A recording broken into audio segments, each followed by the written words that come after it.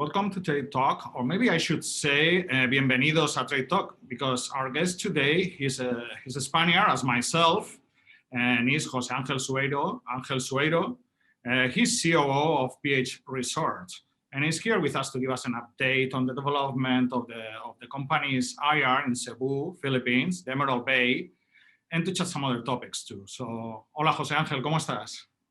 Hola, muchas gracias. Thank you very much, Oscar, for your time and for your call. It's a pleasure to be here today. Okay, so let's go with some questions.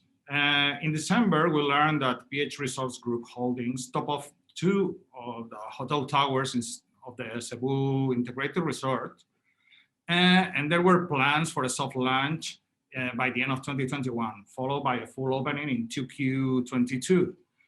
Can you give us an update on the progress of the Emerald Bay Integrated Resort? This time we're still on schedule, we're still on time. Obviously, we face several challenges. The pandemic had a big impact, still having a big impact, and there's a lot of uncertainty, in terms of how we'll evolve the remaining months of the year. But up to now, we're still holding the schedule and the soft opening, really soft opening. Hopefully at the end of this year. How has the COVID-19 pandemic impacted PH Resorts Group and your development plans? There's been two main impacts, I would say. One, obviously, is a delay on the construction itself. It was really difficult to bring materials, was really difficult to bring workers to the site. So that translated into construction delays. The second somehow was a positive impact, because it forced us to come back to the drawing table, to really do new assumptions, to look into the numbers again, to check into worst possible scenarios. And this is really a worst possible case, worst possible scenario. So once we did that, once we thought, okay, how's going to be the impact on the pandemic for the next 5-10 years, mid-term, long-term, how much should be our levels of investments? So we did all that last year. That translated in some value engineering aspects of the project itself, translated into new projections, and translated at the end of the day in I would say in a best or more practical project. Mm-hmm. And what can we expect from the Emerald Bay once that is completed? Emerald Bay is an integrated resort with the usual amenities of all the integrated resorts. What makes this project interesting or special are three main factors. The first factor is that we are on the beach. I mean, I know it sounds very simple, but in the context of Southeast Asia, there's few of these integrated resorts on the beach. The second one is the proximity to the airport itself. We are literally 15 minutes away from a major international airport. Before pandemic, there was more than 30 international destinations, 8 daily flights to Seoul. So a big airport with great connectivity. And the third aspect itself, it's the quality of the project. As we start talking about all the usual amenities of an integrated resort.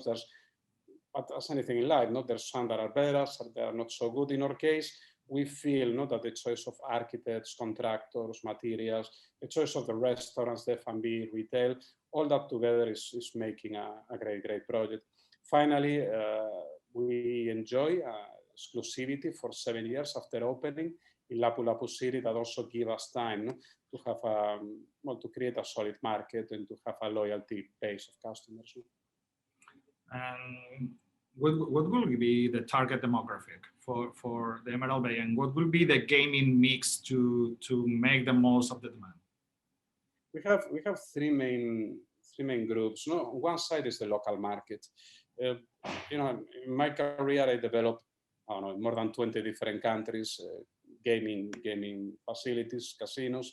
In every place that you have a strong local market, you are successful.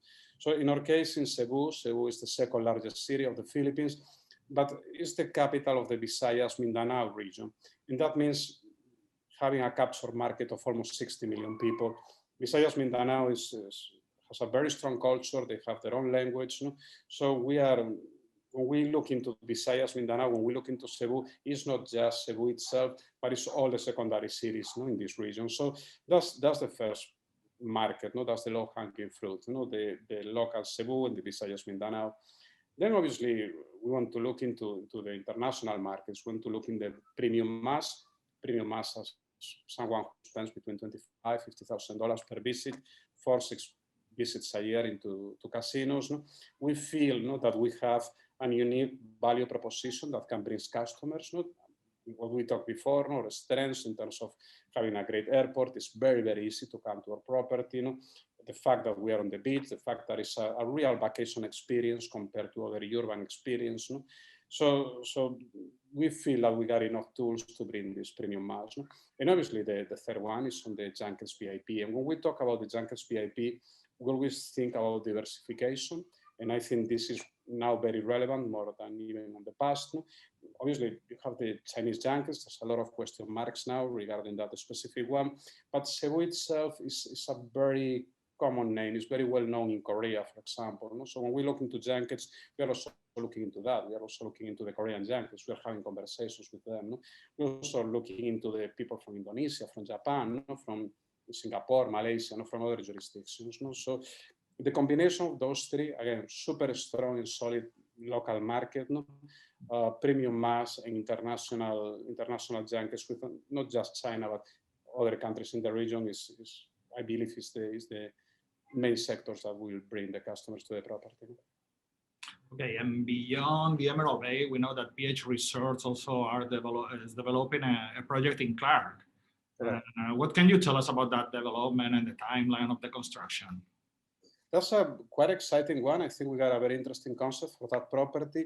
We hope to be able to ground break during this quarter. Actually, we are on that. We spend a lot of time trying to do something unique. Obviously, there's a lot of competition in Clark. There's a lot of properties there coming. So we thought that in order to be successful in that particular location, we have to do something a little out of the box.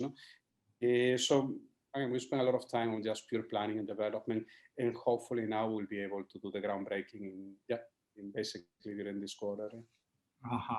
So we cannot know anything that it will be very, very different from the project in Cebu, or you are still in that phase. You cannot say anything to us. We can. No, I mean, at the end of the day, there's no secrets on this industry. And we started conversation speaking Spanish. So a lot of this comes from Spain, comes from the streets of Barcelona. It's what we are trying to create as an entertainment district. Basically, streets, full of restaurants, full of bars, full of entertainment. And obviously, the gaming component doesn't, even if it's under the same roof, doesn't necessarily need to have the same theme. You can have 3 different gaming rooms with 3 different themes. But the main attraction is this ability that in a safe, protected environment, in a walking environment, walking distance, you will be able to enjoy a big offer of restaurants, of bars, in this kind of mini district that we are trying to develop. Also, again, obviously with the gaming side or the gaming perspective. Okay. And what are your predictions for the recovery trajectory for the Philippines over the next, let's say, 12 to 24 months? And do you expect your Cebu IR to be impacted in the long term? I think, I know it sounds aggressive to be in a positive stance now, but I honestly believe that Philippines is going to enjoy a faster recovery than a lot of the people think. Why? Because it's learning from other experiences. Of course, vaccines here are moving slower than other parts of the world, but it is true that people are really watching what procedures, what systems work in somewhere else and what procedures they don't. So the moment that the strong process in vaccination will start, I think is going to be quite effective in the country. Let's also not forget that the levels of social discipline here are really, really high. When you really look into the numbers, in the general context of Southeast Asia, but when you go into the numbers and compare to the Western countries, and you ask about why, you ask about explanations, I think the top explanation at the end of the day is discipline. So I'm pretty confident that the moment that the vaccines are available in a massive scale, and we see news in the newspapers every day, government just announced that they bought another 20 million vaccines. the vaccination process is going to be much faster, no, that probably people are anticipating. Another quite important factor is population, how the population is concentrated. No? So from a very surface point of view, no, obviously the big urban centers of Metro Manila and Cebu, they will have access to those vaccinations faster. And on the second part of the question, on the mid and long-term impact, I feel there's going to be an impact on the way we think. No, I don't think there's any changes on propensity to gaming. The people who likes to gamble, they will keep gambling and win, and for sure they really expect these properties to be open. But I think there will be changes in terms of distance, for example, that they're going to be here to stay. I think the ETGs will grow. It's a safer way, at the end of the day, to play. Maybe some of the traditional table games will become more expensive to the customers. So there will be internal adjustments, but not necessarily on the basics and fundamentals of the business. The business is resilient because it's based on a human emotion. All of us have this desire, or most people has this desire of playing, gambling, and that will not change. So looking forward, again, like always happen, I think there's going to be adjustments, there's going to be significant changes on the way how we perform operations, but the fundamental of the business will stay there, will remain there. Okay, has been great talking to you, and I wish you the best of lucks, and muchas gracias. Y esperamos contigo pronto. Thank you for being our guest in Trade Talk. Muchas gracias, Oscar. Thank you very much. Thanks a lot.